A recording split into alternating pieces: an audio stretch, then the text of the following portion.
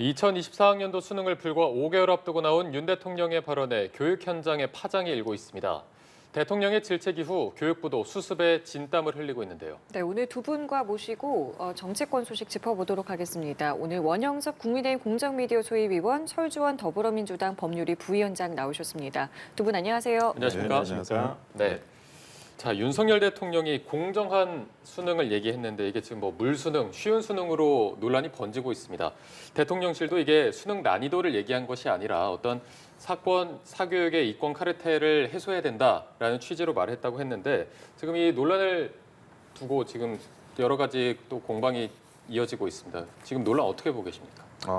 원래 이게 축구도 보면 날라오는 공을 어떻게 볼을 터치하느냐, 퍼스트 터치가 제일 중요하거든요.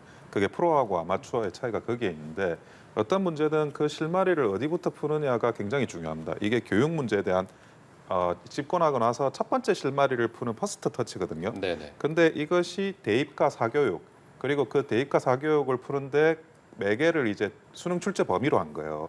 이 접근 방식은 굉장히 좀 이해하기도 쉽고, 그리고 이제 꼭 핵심을 찌른다라고 보기 때문에 중요한 접근이라고 저는 생각을 하고 있고요. 저도 아기들이 이제 중학교, 고등학교 학생들입니다. 그리고 저처럼 이제 학부형들은 모두 이 부분에 대해서는 굉장히 공감 포인트를 가질 수 있는 부분이거든요. 그래서 그 부분이 첫째 하나 있고, 그리고 이제 두 번째로는 변별력 이야기나 이런 수능 난이도 이야기로 이게 번지고 있는데, 이것도 일종의 광우병 괴담처럼 괴담화되지 않도록 또 정부에서 관리할 필요가 있다고 생각을 해요. 무슨 말이냐면 고등학교의 교육 수준이라는 게 굉장히 수준이 높습니다. 그런 수준을 가지고 출제 범위를 안에 문제를 낸다 그래서 그 변별력이 낮아진다라고 이렇게 연결시키는 거는 그거는 적절치가 않거든요. 당연히 이제 뭐 대통령실에서도 이게 물수능을 하겠다라는 뜻은 아니다, 그렇게 지금 이야기를 하고 있고, 과거에 이제 학력고사 시절에도 그때는 지금보다 사교육이 훨씬 덜하고, 그리고 이제 교과 범위 안에서 내고, 그리고 응시자가 100만 명 정도 됐습니다. 그런데 그 학력고사 시대 때도 만점자가 거의 없었어요. 만점자는. 근데 지금 이제 흔히 말하는 물수능 시대에서는 만점자도 많이 나오잖아요. 그러니까 변별력은 뭐 범위 문제를 넘어서서 범위 안에서는 얼마든지 변별력을 높일 수 있기 때문에 그 부분에서 정확한 지적을 하셨다고 생각을 하고 있습니다. 이 교육 문제에 대해서. 교육개혁에 대한 첫 실마리를 어떤 수능 출제 범위로 끌고 왔다라고 좀 평가해 주셨는데 지금 교육부도 수습에 좀 진땀을 흘리고 있습니다. 담당 교육국장이 교체가 됐고 평가원 감사도 실시할 것이다라고 밝혔는데 지금 대통령실의 어떤 입장을 보면 공직사회 전반을 향한 경고의 목소리를 내고 있다 이렇게 해석할 여지도 있을까요? 근데 원인은 대통령이신 것 같아요. 똑같아요. 저번 69시간 논란 때랑 먼저 던져놓고 현장 반응을 봐요. 그다음에 논란이 일면 그 뜻이 아니었어. 해명해요. 그다음에 담당자 잘라요. 똑같은 패턴이에요. 그러니까 뭐 본인들이 이렇게 대통령실에서 회의를 할 때 이런 사교육에 대한 심각성이 있다. 그건 다 알고 있죠. 이번 부분에 대해서 그럼 어떻게 할까? 대통령이 그러면 이런 말을 했었을 때 국민들이 되게 좋아할 거야. 이렇게 얘기하면 안 되죠. 현장의 어떤 여러 가지 수렴, 특히나 대한민국에서 가장 잘못 건드리면 큰일 나는 문제 두 가지가 있어요. 부동산과 교육이에요. 둘 다 그러면 공통점이 뭐냐? 예측 가능성이 있어야 되는 거예요. 그 지금 시장에 지금 바로 학부모 지금 뭐 원본회사님도 그랬지만은 학부모들한테 바로 혼란을 주는 이유가 뭐겠어요? 조그마한 어떤 시그널이나 정부에서 나온 시그널이 바로 이게 출제의 난이도로 바로 번지는 거예요. 이걸 예상을 못했을까요? 저는 지금의 어떤 그러면 부정확한 예를 들어서 대통령께서 어떤 사교육 시장과 사적인 어떤 카르텔이 문제다. 그럼 그건 당연히 수사를 해야죠. 하지만 이러한 것들이 교육 체계 전반적인, 특히나 이제 수능을 5개월 놔두고 있는데 그런 걸 앞두고 나서 지금 봐서 대통령이 이런 발언을 해버린다?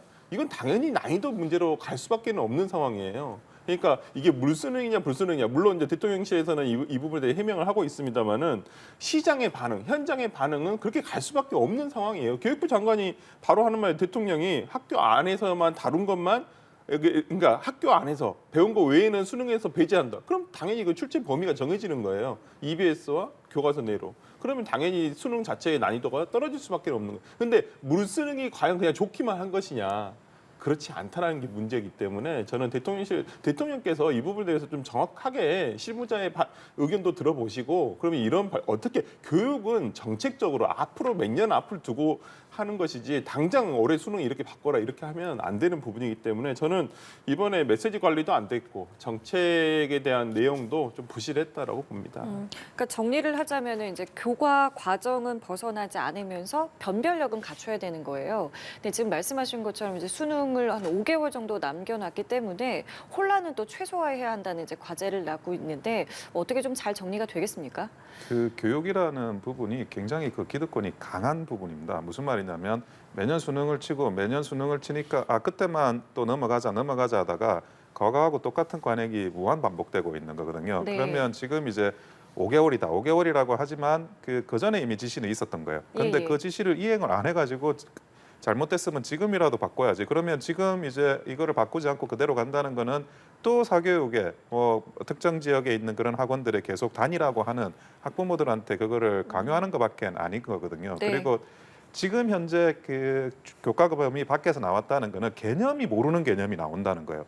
하나의 개념을 가지고 얼마든지 그걸 적용함에 있어 가지고 어렵게 문제를 낼 수 있습니다. 그런데 처음 들어보는 개념, 적용되지 않은 개념, 새로운 개념을 들고 하고는 너 이거 모르지라고 해버리면 그 개념을 아는 사람들만 그러면 제대로 풀고 모르는 사람 못 푸는 건데 그거는 변별력도 아니고 약간 그 기존의 그 수험생들을 기망하는 거에 가까워요. 그 기망 행위를 하지 말라고 하는 걸 다시 변별력 문제로 가지고 오고 그러면 물수능이냐 이렇게 논리로 갈 수는 없는 부분이고 그리고 이제 그 국장 관련한 교체 지시가 있었다고 하는데 예. 우리나라 그 관료가 세계에서 제일 우수합니다. 아주 우수하고 엘리트들이에요. 그런데 우리나라 관료가 세계에서 작동하기가 제일 복잡해요. 매뉴얼이 제일 복잡한 관료들이에요. 그러니까 우리가 뭐 애가 태어나면 그 기존에 그 핸드폰 사진 찍다가 고급 사진기로 하나 사잖아요. 눌러야 될 버튼이 너무 많은 거예요. 그게 귀찮아 가지고 다시 그냥 핸드폰으로 찍어대기 시작하는데 지시하고 확인하고 그리고 그 조치를 취하는 이 전체의 맥락은 그거는 그 관료 사회를 이렇게 관통하는 어떤 그 정치 지도 최고 권력자로서의 행동으로서는 반드시 이 채택이 돼야 되거든요. 아무런 조치도 취하지 않는다. 지시했는데 이행이 안 됐는데 그냥 가만 놔둔다. 그러면 계속 이행을 안 해도 아무 문제가 없다라는 걸 관료 사회에 그냥 주는 거예요. 그냥 복지부동. 그리고 이제 과거에도 그 출제위원들 같은 경우 수능 출제위원이든 학력고사 출제위원이든 그런 교수나 이 그 대학 교수들이 가문의 영광이었어요. 그 정도로 굉장히 힘들고 어렵게 하는 작업들이었는데 지금은 그냥 아예 배우지 않은 다른 개념을 집어넣는다는 거 아주 편리하고 쉽게 출제를 하고 지금 이제 그 출제를 편리하고 쉽게를 넘어서 학원가와 어떤 카르텔이 있는 게 아니냐까지 지금 의심을 하는 거잖아요. 예. 이 부분에 대해서는 반드시 조치를 취해야 될 부분입니다. 설 변호사님께서는 조금 전에 그러니까 이게 어쩔 수 없이 이제 물수능으로 귀결될 거라고 말씀을 해주셨지만 네. 말씀해주신 것처럼 뭐 변별력을 교과 범위 안에서 충분히 뭐 잘 이행한다면 좋은 대책이 될 수 있는 거 아니겠습니까? 아니 그 당연히 이거 대통령께서 말씀하신 내용이 네. 저는 뭐 특별하다 생각하지는 않아요. 이제까지 뭐 교육부에서 항상 얘기했던 것이고 네네. 우리 수능 만점자들 항상 인터뷰해 본 거 나오면 뭐 학교에 충실하게 교과서에 충실하게 배웠다라는 것뿐이에요. 예. 아니 다르지 않아요 전혀. 예, 예. 다르지 않는데 네. 대통령이 지금 이 순간에 예를 들어서 수험생들 그게 보통 교육 정책을 우리가 세우면 네. 예를 들어서 이 교육 정책은 앞으로 보통 우리가 뉴스를 보면 지금의 중2 학생부터 적용될 것입니다. 보통 매년 앞을 두고 이렇게 정책을 거시적으로 가져가는 거예요. 교육부. 근데 지금 수능 문제에 대해서 대통령이 언급한다는 그 자체가 문제란 거예요. 제가 그 내용이 문제가 아니라 네. 그러한 내용을 메시지를 대통령이 냈다는 것 자체가 문제가 되는 거예요. 그걸 예를 들어서 무슨 뭐 일반 이렇게 학생들이라든지 아니면 교육부 관계자가 낸 거면 당연히 그렇게 가죠. 근데 그게 아니라 대통령이 말씀하셨다는 그 자체가 그럼 현장의 지금 반응들이라든지 이런 것들. 그러니까 문제가 뭐냐면 저도 참 수능 제가 1세대인데 본 지가 너무 오래돼가지고 잘 기억을 안 납니다만은 그러니까 그게 물수능이냐 불수능의 문제가 뭐냐면 물수능이게 되면 변별력이 없어져요. 그렇죠. 그러면 대학에서 정시를 줄인단 말이에요. 그러면 정시의 반영 비율을 줄이게 되면 다른 부분을 뭐 논술이나 그럼요. 면접 같은 부분에서 그런 걸 하게 되는 거예요. 그러면 풍선 효과가 나올 수 있다는 사교육 말씀이시죠? 안 해요? 그거 한다고 또 사교육을 받아요. 그러니까 이게 변별력을 오히려 적당히 유지하고 잘 관리를 하는 것이 오히려 지금 수험생들에게 사교육을 막는 방법이에요. 근데 대통령이 지금 와서 이러한 언급을 해버리신다면 그건 당연히 교육 현장에서는 특히 바로 그러면 학원가에서 나타나요. 학교에서도 바로 선생님 들을 거예요. 야, 이번에는 교과서와 EBS 문제지만 달달달달 외우면 이 시험 잘 볼 수 있어. 이렇게 한단 말이에요. 그렇기 때문에 그것이 곧 교육 정책이라든지 수능의 공정성 문제는 아니기 때문에 전 대통령께서 이런 부분은 좀 신중하게 언급하셨어야 되지 않나라는 생각을 해봅니다. 네, 알겠습니다. 다음 사안도 한번 짚어보도록 하겠습니다. 지금 김남국 의원, 가상자산으로 논란이 되고 있는 김남국 의원이 윤리특위 자문위 처음으로 출석을 했습니다. 일단 그 상임위 거래 의혹은 본인이 인정을 하고 잘못했다라는 발언을 했고 미공개 정보를 이용한 의혹에는 아무런 근거 없이 주장하는 게 좀 터무니없다라고 말을 했거든요. 이 발언 좀 어떻게 보셨습니까? 근데 그 윤리위원회 자문위원회는 그 윤리 심사를 하는 데지 수사기관이 아닙니다. 그러니까 수사기관이 아니라는 거는 수사권이 없어요. 그러니까 김남국 의원이 말하는 거를 판별하는 그 기본적인 데이터는 기본적으로 김남국 의원이 자료를 줘야 되는 거예요. 예. 그러니까 김남국 의원이 자문위원회에서 달라고 하는 자료를 다 주면 김남국 의원이 그러면 근거가 없이 나를 이제 비방하고 나를 이제 그 내부 정보를 이용했다고 하는 거 아니냐 이런 말이 논리적으로 성립할 수는 있겠어요. 근데 그게 아니라 자문위원회 주장하는 게 자료를 왜 안 주냐는 거예요. 자료는 안 줘. 예. 자료는 안 주는데 근거가 뭐냐라고 또 물어봐. 자문위원회. 이거는 그냥 엉뚱한 이야기를 지금 하고 있는 거. 그러면 자료를 주면 되잖아. 그러니까 원하는 자료는 안 주고 왜 자료가 없냐라고 또 그 자문위원회를 공격하고 그러니까 네. 자문위 입장에서도 사실 이게 황당한 상황이 계속 반복되는 거예요. 근데 기본적으로 이제 윤리위원회라는 거는 징계 절차를 하는 거고 그런 이제 그 형사 책임에 대한 성립 여부까지 볼 필요는 없습니다. 네. 근데 어쨌든 김남국 의원은 자기가 억울하다고 하는 입장인 거잖아요. 자기가 억울하다고 하면 그 소명을 하기 위해서라도 자문위원회가 요구하는 그 자료를 주면 되잖아요. 네. 주면 되는데 주지는 않고 근거는 뭐냐 그러고 이게 무한 반복의 그 이상한 이야기를 계속 하는 거는 김남국 의원이 적절한 대응이라고 보진 않습니다. 지금 민주당을 탈당하긴 했지만 민주당도 예의주시하면서 좀 보고 있을 것 같은데 네. 어떻게 그 근거가 있냐라고 되묻는 모습 이런 모습들은 좀 어떻게 보셨습니까? 그러니까 저는 김남국 의원의 그러한 모습은 기자들이 모르니까 물어보는 거죠. 본인한테. 그걸 다시 기자들한테 반문하면 어떡해요. 기자들도 모르죠. 그러니까 지금 미공개 정보 이용 같은 경우는 저는 수사의 범위라고 봅니다. 방금 말씀해 주신 대로 이건 본인이 밝히지 않는 이상은 수사로서밖에 밝힐 수가 없어요. 그러니까 전 지금도 참 김남국 의원 이 사태에서 가장 아쉬운 점은 본인의 해명을 하면서 초기에 해명을 4차례를 하면서 조금 부정확하게 했다는 부분, 또 이렇게 완전 공개하지 않았다는 부분, 또 어제 김남국 의원이 민주당에 대해서 초기에 자기에 대해서 적극적으로 해명하는 것을 막았다 이런 부분이 참 아쉽다라고 했는데 저는 오히려 김남국 의원이 민주당 탓할 필요 없다고 봐요. 그때 당시에만 하더라도 조사위를 꾸렸어요. 꾸려가지고 그 다음에 상임위 활동 기간에 거래를 했다는 거 내용이 나오자 이재명 대표가 윤리위에 회부한다는 내용이 나오고 그다음에 그 전에 뭐라고 했습니까? 본인 가상자산 다 판다고 하지 않았습니까? 거기에 동의한다고 돼 있고. 네. 근데 바로 탈당을 해버렸어요. 조사위 중간에. 그건 저는 민주당에 대해서 본인이 오히려 저는 민주당을 배신한 것이 저는 김남국 의원이라고 봐요. 저는 본인의 어떤 해명 과정이라든지 이런 부분 아무 문제가 없고 위법이 없으면 모든 로 데이터를 다 자기가 거래했던 데이터 공개하면 됩니다. 대한민국에 그거 분석해 줄 사람들 차고 넘쳐요. 그걸 쉽게 설명해 사람도 차고 넘치고. 그러니까 저는 수사에도 대비하고 이런 것들 알겠지만은 어떠한 본인에 대한 무고함을 스스로 계속 주장을 해왔기 때문에 그 무고함 증거로서 자료로서 그다음 거래 내역으로서 충분히 밝힐 수 있다고 보기 때문에 네. 저는 김남국 의원이 여기서 굳이 숨을 필요가 있나 그리고 저런 자세는 오히려 본인에 대한 의혹을 부추기는 것밖에는 안 돼요. 저는 옳은 자세는 아니라고 봅니다. 이 김남국 의원에서 시작된 가상자산의 지금 이 불똥이라고 해야 될까요? 이게 김기현 대표의 아들로 좀 번져가고 있는 모양새예요. 민주당에서는 이 아들의 자산을 좀 공개해라라고 했고 김기현 대표에게 사실상 좀 거절을 한 모양새인데 이게 아들의 자산까지 좀 공개할 필요가 좀 있다고 동의를 하십니까? 저는 김기현 대표가 그냥 일반 의원이면 예. 굳이 법대로 저는 있는 대로 독립 생계이기 때문에 굳이 예.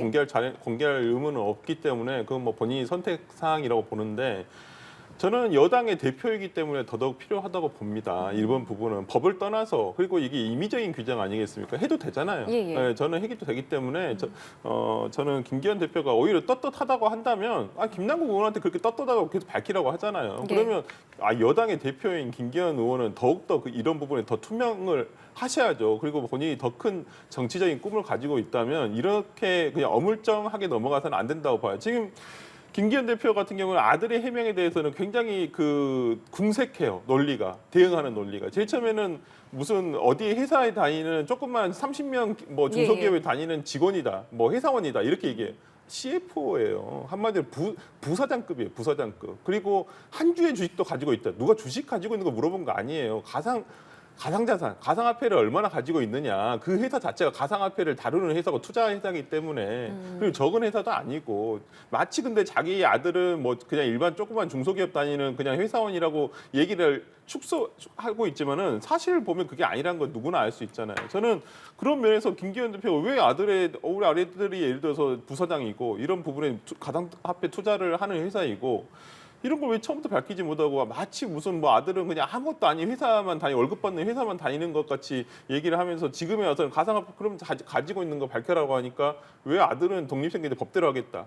이건 오히려 진짜 내로남불은 김기현 대표가 하고 계시는 거예요. 김남국 의원에 대해서 떳떳하게 밝히려고 하시려면 이건 본인 아들에 대해서도 밝히시고 하시는 게 맞다고 저는 봅니다. 공개해야 된다고 보십니까? 저는 뭐 그게 뭐든지 간에 밝히면 밝힐수록 좋다는 생각은 가지고 있고요. 지금 전수조사 하고자 했잖아요. 예. 국회의원 전수조사 했는데 권익위에서 뭐 한다는데 제대로 되고 있는지 모르겠어요. 그 소식이 없는데 그것 좀 그 경과나 이런 것도 권익위에서 좀 중간중간 좀 발표했으면 좋겠고 그리고 김기현 의원 이제 아들이다. 뭐 국회의원 직계 비속 문제다. 네. 전 국회의원의 직계 비속을 다 그냥 공개했으면 좋겠어요. 그러니까 각자 그 아버지가 어떤 상임위에 있고 그 상임위와 어떤 그 유착 관계가 발생할 수 있는 의심을 특정한 사람한테 하려면 그만한 이제 상당성 있는 혐의 단서가 필요하거든요. 그건 뭐 형사 고발하면 되는 거고. 네. 근데 그게 아니라 그러면 김기현 아들도 하자, 뭐 김남국 의원도 하자, 전국 뭐 국회의원도 하자 그럴 거면 모두 다 직계 비속을 다 하는 게 맞지 않을까요? 그러니까 그렇게 하는 식으로 하자 그러면 뭐 전혀 뭐 그 부분에 대해서 민주당이든 국민의힘이든 반대할 명분이 저는 없다고 봅니다. 다 같이 하는 거예요. 네. 알겠습니다. 네, 자 다음 사안도 한번 짚어보도록 하겠습니다. 후쿠시마 오염수 방류와 관련해서 정부가 이제 일일 브리핑을 하겠다라고 밝혔습니다. 아무리 해도 좀 부족하지 않다라는 입장인데 지금 이런 정부의 브리핑이 국민들의 어떤 불안, 논란 이런 부분이 해소되는 효과가 있다고 보십니까? 근데 뭐 이게 근원적으로는 그 방사능이라는 그 피해에 대한 염려는 우리가 그 과거의 문학 작품에도 많이 나오고 영화에도 많이 나오고 약간 이제 좀 과학을 넘어서서 인상적인 부분이 어느 정도 있긴 있어요. 그래서 그 부분에 대해서는 그런 인상을 좀 그 적극적으로 대처해 나가는 그런 원자력 업계나 아니면 그 전에 뭐 노력이 있지 않았을까 하는 아쉬움이 굉장히 큽니다. 이게. 근데 한번 만들어진 이미지를 그게 사실은 그게 아닌데라고 풀어 나가는 게 그 솔직히 쉽진 않거든요. 근데 그렇다고 하더라도 비과학적인 문제를 가지고 그걸 다시 인상만 가지고 정부 정책을 정할 수는 없는 거니까. 그래서 그 부분에 대해서 이 문제가 뭐 주장하시는 분들 이게 뭐 문제다라고 주장하시는 분이나 아니면 그게 문제가 아니다라고 주장하시는 분이나 제가 볼 때는 어느 정도 좀 이해가는 부분이 있어요. 근데 결론적으로는 이제 그 정부의 정책이 우리 대한민국에서만 뭘 정한다고 뭐 세계적으로 다 대한민국의 그 관점을 채택하는 건 아니잖아요. 그러니까 세계가 어떻게 움직이는지를 보고 우리가 그 뭐 아예 반대할 수도 없고 그래도 어느 정도는 따라가고 그 따라가는 근거를 우리 그 정치 수뇌부나 여야든 그거를 불문하고 그리고 정부나 그 정도는 이해하면서 이게 한 발 한 발 내딛는 어찌 보면 외교의 문제, 안보의 문제거든요. 그 부분에 대해서 물론 이제 계속 싸움은 계속 될 거예요. 이거는 뭐 안 싸울 수 있는 문제는 아닌 것 같지만 하지만 정부의 정책이 그럼에도 불구하고 이제 그런 괴담 아니면 이미지에 얽매여 가지고 갈 수는 없는 사안이다. 그 부분은 정확한 부분이 돼야 될 것 같습니다. 민주당은 지금 공세 수위를 계속 올리는 것 같습니다. 오늘도 이제 인천에서 장외에서 규탄 대회를 열더라고요. 네, 그러니까 뭐 민주당으로서는 국민들의 저는 뭐 정부에서는 괴담이라고 하지만은 이거 우려와 걱정이죠. 이건 뭐 걱정되는 건 사실이에요. 아니 최근에 뭐 정부에서는 그렇지 않다고 생각하지만 소금 사재기가 실제로 있지 않습니까? 네네. 저도 지난주에 도포대는 샀어요. 근데 가격이 올랐더라고요. 실제 가봤어요. 저도 하도 사재기 한다길래 가봤더니 실제 가격이 올랐더라고요. 그러니까 현실은 그러한 상황이에요. 국민들은 거기에 대해 걱정을 하고 있고요. 그러니까 정부에서 저는 참 이해할 수 없는 게 왜 우리나라 정부가 일본 정부가 더 기를 쓰고 이걸 찬성한다, 아무 문제 없다 이렇게 앞장서 가지고 얘기를 하는지 이해가 안 되는 부분이에요. 그러니까 민주당으로서는 뭐 그 정치적인 정당이 정치적인 행보가 왜 없겠습니까? 다 정치적인 함의가 있는 거예요. 그렇지만은 어떤 국민들이 걱정하는 부분들을 정당이 나서서 앞장서서 이런 부분 어떤 개인 시민이 할 수는 없는 부분들을 정당이 나서서 걱정하고 같이 행동을 하는 부분이 있지 않습니까? 그러면 정부에서는 저는 뭐 무조건 뭐 안전하다, 오염수 처리하니까 너무 완벽해가지고 맛있을 거 있다. 국무총리가 그렇게 얘기하실 것도 아니고 누군가 이렇게 마신다, 만다 이거에 대해서 얘기할 것이 아니라 그러면 이러한 어떤 우려가 있는 건 사실이지 않겠습니까? 아니 일본도 자국 어업인들에게 아니 보상금을 준비해두고 있어요. 6조 가까이. 그러면 우리나라는 지금 뭐예요? 그러면 우리나라는 어업인들에게 어떤 보상을 나중에 해줄 것인가? 그러면 수산업도 지금 굉장히 위축된다고 하는데 그러면 이런 부분에 대해서는 정부에서는 어떻게 할 것인가? 이런 대책을 세우고 그냥 다만 그냥 걱정하지 말아라. 아무 문제 없다. 이렇게 얘기하는 것보다는 이러이러하게 과학적으로는 굉장히 그래도 영향이 적습니다. 그리고 수산업에 만약에 그렇더라 한다라도 수산업에 대한 악영향이 미쳐서 어떤 감소가 이루어진다거나 그런 위축이 된다고 하면 정부에서는 이렇게 하겠습니다라는 대책을 차분차분하게 내놓는 게 중요하지. 지금 뭐 이걸 보고 왜 정부 여당에서는 민주당이 괴담을 퍼뜨린다. 뭐 이런 식으로 하면서 이걸 정쟁으로 몰아가려고 하는지 모르겠는데 저는 그건 옳은 방법은 아니고 계속 이것을 그러면 정부 여당이 악용하는 거예요. 국민의 건강권을 가지고 저는 그런 부분에서 조금 더 정부의 대책이 조금 정치하게 나왔으면 좋겠다라고 생각합니다. 그 소금 2포대를 사셨다고 했는데 이게 좀 기상 요인에 의해서 생산량이 뭐 좀 그렇다고는 줄었던 하더라고요. 측면도 예, 있다고는 예, 하는데 예. 그러면은 정부에서 어쨌든 불안을 잠재우기 위해서 그런 측면에서 브리핑을 하는 거잖아요. 네, 그럼 네. 이것도 그러면 좀 옳지 않다라고 보세요? 아니 브리핑 하는 건 좋아요. 근데 예. 그것이 이게 뻔하게 뭐 진짜 맨날 반복되는 똑같은 얘기가 나와서는 안 된다는 거예요. 그러니까 실제적으로 국민들이 지금 수산업을 하고 계신 분들이라든지 국민들께서 예를 들어서 방금 앵커께서 얘기해 주신 대로 소금에 대한 뭐 기후적인 영향도 있다고 합니다. 저도 들어보니까 생산량이 좀 줄었다고 줄었다고 하더라고요. 하는데 지금 어떤 뭐 얘기가 들리냐. 근데 실제 이걸 판매하고 있는 회사가 하루에 예전에는 100포대를 팔았다면 지금은 1000포대 이상 나간다는 거예요. 그럼 분명히 누군가 불안을 국민들 중에 누군가 불안하니까 구매를 한다는 그렇죠. 거죠. 소비도 늘었으니까요. 그러니까 저는 그런 부분에 아니 지금 김장철도 아닌데 갑자기 소금 살 일이 없잖아요.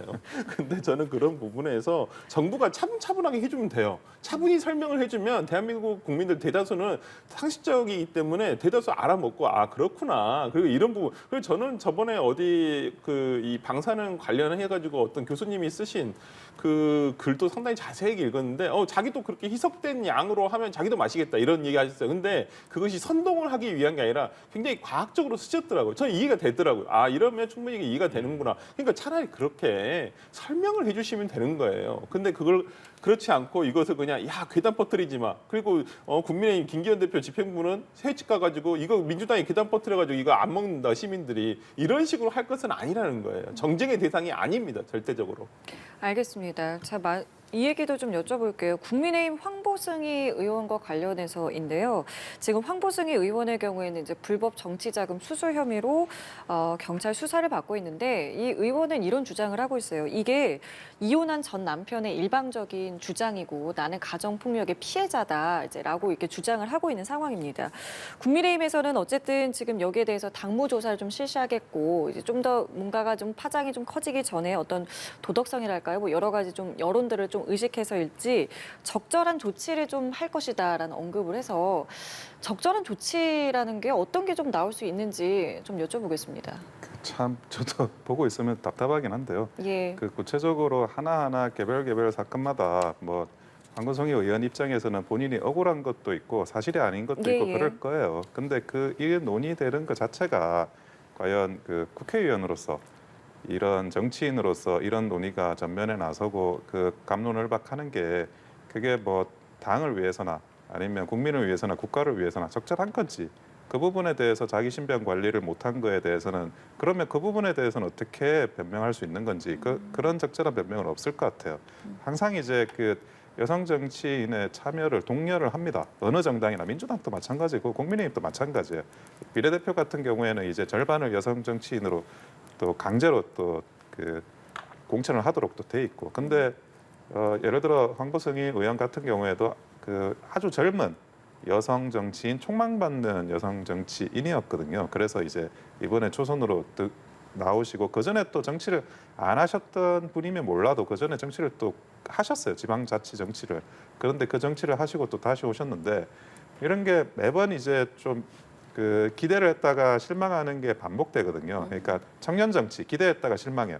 여성 정치 기대했다가 실망해요. 그게 민주당이든 국민의힘이든 이게 계속 반복하고 있는 게 어떤 그 모범 사례가 하나 만들어지는 게 다른 여성 정치인 그리고 다른 청년 정치인의 또 희망이 됩니다. 예를 들어 황보성희 의원 같은 경우에도 젊은 여성 정치인으로서 더 나아갈 수 있는 그런 기회가 더 많았을 거라고 보고 지금 이제 이런 문제 때문에 여러 가지로 지금 부담이거든요. 본인이 아니라 여성 정치인 전체에도 부담인 거예요. 그러니까 민주당의 여성 정치인을 상대할 때 국민의힘에서 남성 정치를 내보내기가 어려워요. 그러니까 원래 이게 성별이 맞춰서 가야 되거든요. 대립구도를 만들어야 돼서 한쪽에서 여성 정치인이 나오면 우리도 여성 정치인 내보내고 그렇게 해야지. 그걸 막 만약에 이게 저번에 장경태 의원이나 배현진 의원 서로 말싸움하는 것도 뭔가 이게 그 장경태 의원이 밀리는 그런 현상이 일어나요. 이게 그게 조금 이제 여성 남성이 매칭이 되는 그런 게 필요해가지고 반드시 그 여성 정치인에 대한 소구가 정당마다 다 있어요. 근데 그런 부분들을 조금 더 그 전체적인 틀 안에서 본인이 모범이 됐을까 억울하다는 이야기하지 말고 과연 내가 최소한의 모범이 됐을까를 돌아보셨으면 좋겠고요. 뭐 징계 이야기 뭐 많이 나오는데 결국에는 뭐 중징계 예상하고 있습니다. 민주당도 윤리특위 제소했잖아요. 네. 이 사안 지금 좀 개인적으로 어떻게 보고 계세요? 일단 뭐 개인적인 부분은 뭐 가정 폭력일 수도 있고 뭐 그거 저는 관심도 별로 없는데 본인이 그쪽으로 몰아가는 것 같은데 그거 말고 지금 불법 정치자금 문제가 더 커요. 실제상으로 그 무슨 장부가 있고 이런 부분이 있잖아요. 뭐 사진이 거짓말합니까? 문서가 거짓말합니까? 입이 안 달렸는데 저는 그런 면에 대한 본인의 해명은 하나도 없어요. 그냥 아니라고만 얘기를 할 뿐이지. 이건 수사의 영향이기도 하지만은 일단은 불법 정치자금 문제가 더 크다고 보고요. 뭐 그것을 공개한 전 남편에 대해서 이거 메신저를 공개하면서 자신의 정당성을 부여받으려고 하는데 그건 굉장히 잘못된 일이고 저는 오히려 정말 뭐 우리가 옛말에 뭐 수신제가 치국평천하는 말도 있잖아요. 수신제가예요. 일단 집안에 대해서 자신이 잘 화목하게 꼭 화목하지 않더라도 이런 내용이 나오지는 않았어야죠. 그러니까 저는 이런 부분에 있어서 황보승 의원이 저는 뭐 자진 사퇴하시는 게 오히려 국민의힘을 위해서라든지 뭐 국회의원 자격이 과연 있나라는 생각이 좀 들고 지금 뭐 나오고 있는 내용들이 뭐 집안 내부뿐만 아니라 국회 보좌진의 어떤 부당 사용이라든지 이런 것들이 분명히 있어요. 이런 부분이 있기 때문에 저는 조속한 시일 내에 본인의 거취를 결정하시는 게 오히려 자당에 대한 부담을 덜게 하는 그나마 끝까지 의리를 지키는 방법이지 않을까 싶습니다. 네, 알겠습니다. 자, 마지막으로 대법원 판결에 나온 것 중에 이제 불법헌 노동자의 손해배상 책임 개별적으로 따져야 한다라는 대법원 판결이 나왔습니다. 지금 이를 두고 여야 공방이 거센데 여당에서는 뭐 노란봉투법을 미리 알박기했다. 또 특히나 정치적 성격이 강한 판결이다라고 하면서 어떤 모든 수단을 동원해서라도 민주당이 노란봉투법을 처리한다면 저지하겠다라고 밝혔거든요. 앞으로의 움직임 행보 어떻게 봐야 될까요? 근데 그 대법원의 이제 판결을 보면서 우리나라 대법관들도 MZ 세대로 좀 바꿔야 되나 이런 생각을 제가 좀 많이 했어요. 이분들이 가지고 있는 머릿속에는 그때 전태일 열사 시대의 노동관이에요. 노동자는 무조건 약자고. 근데 지금 대한민국 그 누구가 현대자동차 노조가 약자라고 생각하는 사람, 노조원이 약자라고 생각하는 사람이 어디 있겠어요. 그리고 뭐 그런 생각에 본인들이 갇혀가지고 몇십 년 뭐 그렇게 반복해가지고 그 생각이 시대를 맞추기보다는 그 생각이 완고하게 굳어지는 거예요. 그러다 보니까 지금 그 이런 노란 봉투 판결이라고 봐야 되겠죠. 이런 판결이 나오는 건데 대한민국 그 어떤 국민도 불법행위의 연대 책임을 부담합니다. 노조원이라고 해가지고 연대 책임을 부담하지 않는 사례가 없어요. 그리고 노조원이라고 해서 연대 책임을 부담하지 않는다면 그거는 특권 계급을 만드는 거고요. 우리 헌법 제11조 제2항에 보면 사회적인 특수 계급은 어떤 경우에도 창설돼서는 안 됩니다. 노조라는 사회적인 특수 계급을 창설하고자 하는 대법원의 판결은 헌법에도 위반이고 그리고 사실상 입법 판결이기 때문에 그 삼권 분립이라는 헌법 정신에도 반하는 판결이라고 볼 수밖에 없어요. 물론 이거는 노란봉투법 입법하려는 그 법하고는 약간 다릅니다. 뭐냐? 노란봉투법은 그 불법 행위 책임에 대해서 노조 책임을 면책하고 노조원의 책임을 개별 책임으로 만드는 거고요. 이거는 노조 책임을 인정하되 그 노조 책임보다 더 약한 범위의 개별 노조원 책임을 인정하는 거니까 이 판결은 정확하게 동일하진 않아요. 하지만 그런 혜택도 그런 특권도 아무리 힘들게 사는 일반인도 누릴 수 없는 특권을 현대자동차 노조원이 누리고 있다. 그 말씀 하나 드리고 싶습니다. 네, 결국에는 민주당이 노란봉투법 처리를 시도한다면 또 거부권을 행사하는 그런 모습이 나올 가능성이 매우 높거든요. 하지만 그렇죠. 민주당이 이번에 거부권 행사 명분이 사라졌다라고 주장을 네, 했습니다. 어느 정도 저는 판결에 대해서는 상당히 긍정적인 판결이다. 오히려 이거 왜 그러냐면 일단 뭐 저도 뭐 온 변호사님 말씀 뭐 충분히 일리가 있고 설득력 있는 얘기라고 생각을 하는데 일단 요즘에 문제가 되는 것은 특히나 저번 우리가 5월달에 그러니까 봄에 봤을 듯이 대우조선 하청 노조, 그러니까 하청 노조가 더 문제가 돼요. 요즘에는 그러니까 뭐 오히려 대기업의 이제 현대자동차 노조 굉장히 세죠. 요즘에 무슨 추가 협상안 나온 거 보니까 웬만한 협상안보다 좋더라고요. 근로조건이 굉장히 좋아지고 있어요. 계속 그래서.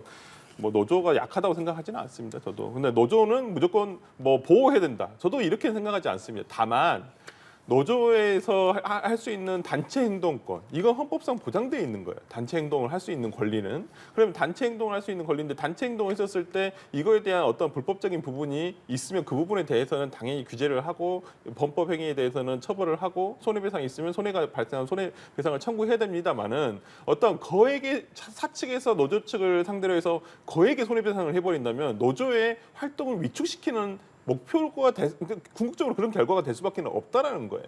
그러니까 그런 부분을 완화하자는 거예요. 저는 기본적으로 노조의 단체 행동권이라든지 쟁의 행위 자체에 대한 적법한 쟁의 행위의 범위를 넓히는 것이 불법 쟁의 행위의 범위를 축소시키는 거라고 생각을 해요. 근데 지금 우리나라는 적법한 쟁의 행위 자체가 굉장히 협소해요, 내용이. 그러다 보니까 이걸 벗어나면 다 불법이 돼버리는 거예요. 그러니까 이거에 대해서 정당하고 적법한 쟁의 행위 자체를 많이 보장을 해주되, 그러니까 어떤 손해배상 청구 소송으로 해가지고 노조의 활동 자체를 위축시키는 결과를 가져와서는 안 된다라고 하는 것이 목표이지, 뭐 노조의 불법을 묵인하자.